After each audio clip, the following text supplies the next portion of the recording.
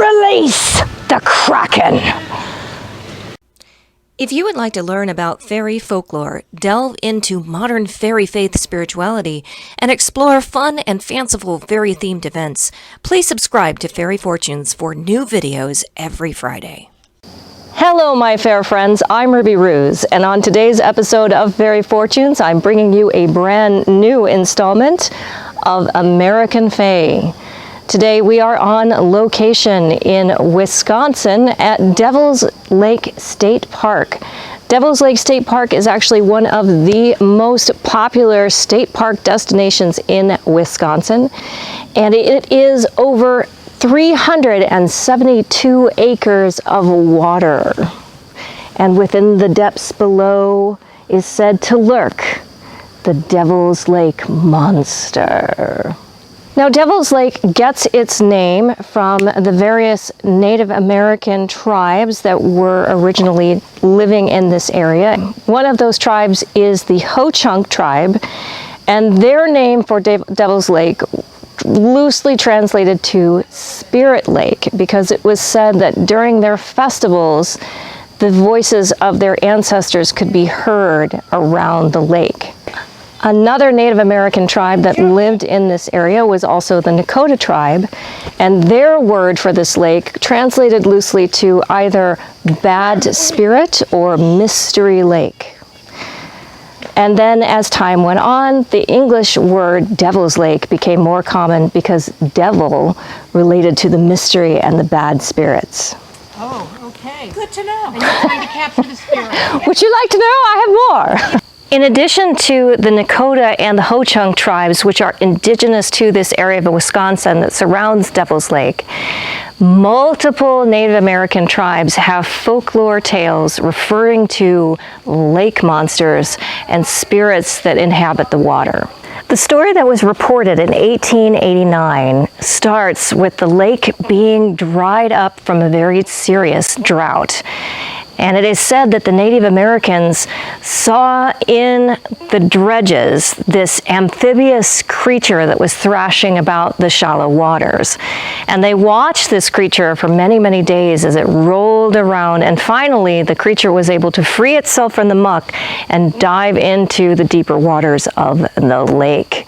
Now, the description of this creature that these Native American people saw is remarkably similar to what is now known to be a paleosaur, a dinosaur left over from ancient times. Another story that's attributed to Devil's Lake is that a hunting party went out in canoes onto the water to seek food for the tribe.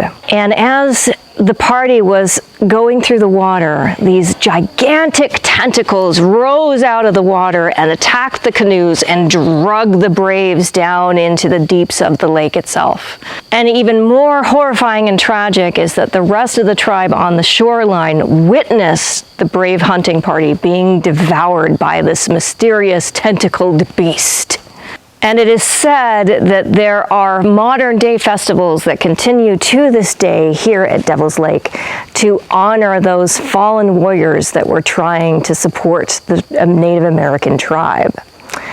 I will say that I'm a little bit skeptical of this particular story of the tentacled beast that raises out of the water and devours the hunting party. Because actually in my research I discovered that this same story appears throughout Wisconsin at many different lake locations throughout the state. So I have my doubts regarding this particular story. Additionally, I was trying to find information on the Ho-Chunk and Nakota tribes, and I could not find any evidence of any festival that suggests that they're honoring their fallen warriors at Devil's Lake. The Devil's Lake monster actually captured international attention in 1892 and also in 1901 when it was featured in newspaper articles here in Wisconsin, but also in the Chicago Tribune. The reports of the Devil's Lake monster actually continued well into the 1920s and 1930s, which was great for this area because it brought a lot of business business and tourism to the area. What is interesting about that time frame, however, is that in 1928, the publication Weird Tales produced the story The Call of Cthulhu, which is one of the most popular tales written by H.P. Lovecraft. So I find it very interesting that a Cthulhu-like monster was lurking in Devil's Lake during that time frame. I didn't have enough to worry about. Yes, there's a lake monster! There's a lake monster. There is. There were reports in the 1970s of some shadowy thing lurking on the shores of Devil's Lake. The 1970s report of the shadowy things lurking on the shores of the lake actually does have some corroboration elsewhere. In other tales that I've found regarding the lake monster, it is said that the lake monster's tentacles can actually reach pretty far out onto the land. So are these shadowy things that people saw in the 1970s, is it possible that it was a tentacle extension of the beast that lies within? The most recent possible sighting of the Devil's Lake monster was actually captured by Derek Mayolith, who writes for the Devil's Lake Park Visitor Guide. He snapped a picture, was not really looking for the lake monster at all, but he found something lurking in the depths of the water. So if you'd like to see that photograph, you can find it in the resources linked for you down below. With the exception of Derek Mayolith's photograph, most people in the Devil's Lake area, though, seem to have forgotten all about lake monsters. This is a piece of folklore that is really not popular with the local residents. Is it possible that the folklore is fading, or are people just too embarrassed to talk about potential stories for fear that they would be ridiculed? Please leave your thoughts in the comments down below. There is some evidence to suggest that there is some kind of monster that is living in Devil's Lake. However, it's probably a little bit more mundane and not the exciting supernatural that we all want it to be. It is very likely that a sturgeon fish could have grown to the size that is depicted in the photograph that I mentioned by Derek Mayolith. It is also possible that a snake has gotten to a very large size, and it isn't uncommon for people to release pythons that, because they are not native to this habitat, can grow to a very large size. Likewise, a well-fed turtle could also be the monster in the deeps of Devil's Lake. However, many cryptozoologists have suggested that it could be a paleosaur that has somehow survived. There are living fossils in our world today, such as the crocodile and the alligator. Some people have suggested that perhaps an alligator is living out here in Devil's Lake as well. And because of the stories of a tentacled creature, some people have theorized that some kind of freshwater octopus lives in Devil's Lake. An octopus really isn't as far-fetched as it might seem. Octopi are very resourceful and adaptable animals. In fact, they can and have been documented to come onto dry land and have been able to survive for several minutes outside of the water.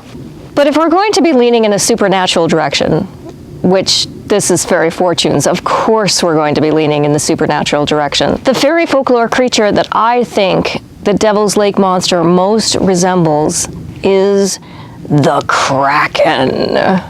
Below the thunders of the upper deeps, far, far beneath, in the abysmal sea, his ancient, dreamless, uninvaded sleep, the Kraken sleepeth, faint as sunlight flee. The reason that this particular monster comes to mind for me is the reports of the lake monster here at Devil's Lake, and as I mentioned earlier in the video, the stories of other lake monsters in and around Wisconsin have also had this story of a tentacled beast that rises up from the depths of the lake, has a distinctly Kraken-like feel. Now, the stories of the Kraken actually come from Scandinavia, with Norway being the most popular region that the tales of the Kraken come from. And the beast is described as a gigantic, gargantuan monster with multiple tentacles. And this beast is said to be so large that it can actually be mistaken for an island. The Kraken is also associated with whirlpools, and there have been some tales of whirlpools opening up on Devil's Lake and that being a source of a monster sighting. The Kraken was first referenced in an Icelandic hero saga, of which I will have linked for you down below in the resources.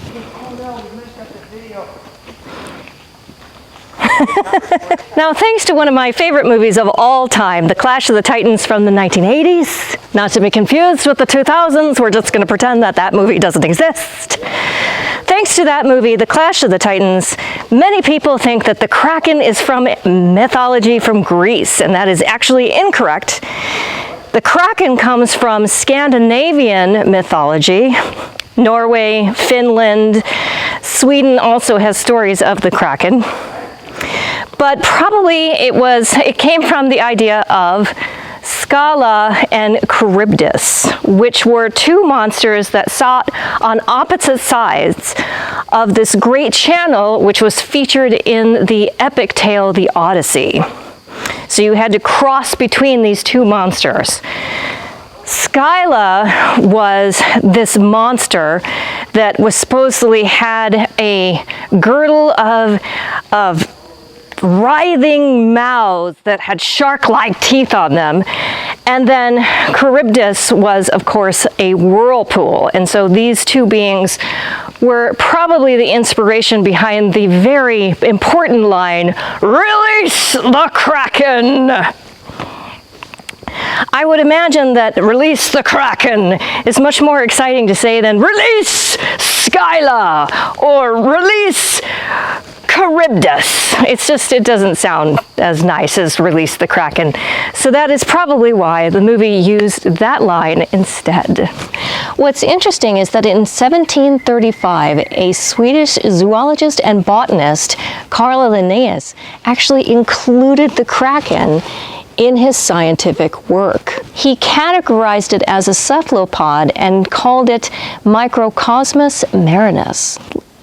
And the Kraken has been proven to be not as far-fetched as people once believed, because in 2004, Japanese scientists were able to photograph a gigantic squid in their studies. Even with this exciting evidence that the stories of the Kraken were very likely based on real beasts that sailors witnessed on the open seas, it is possible that these stories were exaggerated in order to deter the foolhardy from taking on the occupation of sailor. Greek sailors would use the expression between Scylla and Charybdis, which essentially meant to be caught between a rock and a hard place. In addition to Devil's Lake, Wisconsin is home to many different lake monsters, including Jenny of Lake Geneva, Peppy of Lake Pepin, Bosho, the Mendoza sea serpent, the Red Cedar Lake monster, Lake Ripley sea monster, and also Lake Manoa has a sea serpent there as well. Now, Wisconsin is heavily influenced by Scandinavian culture, largely due to the high population of Scandinavian immigrants, those who were especially from Norway that came to settle here in earlier times. I think that their stories of the Kraken, mixed with the stories of the Ho-Chunk and the Nakota tribes, and gave birth to the Devil's Lake monster. Now, Wisconsin is said to be one of the most paranormal states in the United States. In addition to the lake monsters that they have, it is said to be home of many Bigfoot sightings, Hildefolk trolls, and even a werewolf. So if that is a topic that interests you, I do encourage you to check the description box down below for a host of resources for you to explore more on this topic. If you like this video, I think that you would also enjoy the Illinois abominable swamp slob, which is another edition in the American Fae series. And the beautiful thing about that unfortunately named creature is that it includes my very own personal experience encountering that beast. I am also on social media, so I do hope that you will find me on Facebook, Instagram, and on Twitter. And you can also visit my website for interesting blog articles. You can also book a Fairy Fortunes reading with me and also see where I am performing and traveling to next. And with that, have a magical day.